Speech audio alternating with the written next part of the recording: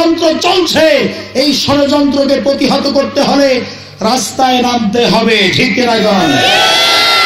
ময়দানে নামতে হবে, ঝাঁপিয়ে পড়তে হবে, গুলের মুখে নিজের বুককে পেতে দিতে হবে। রাজি আছেন আপনারা?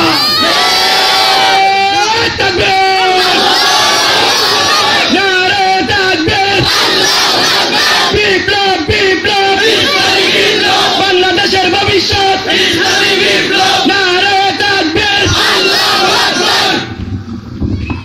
আমার ভাইরা, আমি বলেছিলাম যে একটা ফ্যান রাখার জন্য।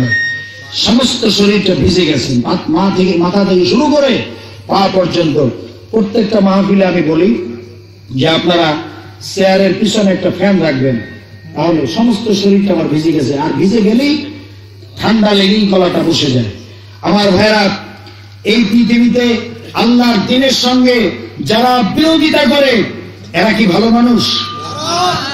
জোরে বলেন, এরা কি ভালো মানুষ?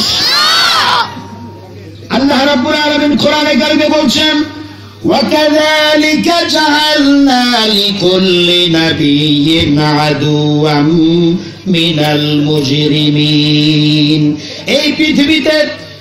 এই পৃথিবীতে নবীদের সঙ্গে যারা বিরোধিতা করেছে পাপিষ্ঠ আর নিকৃষ্ট ধরনের অপরাধী ব্যক্তিরা, ঠিক কিনা কন?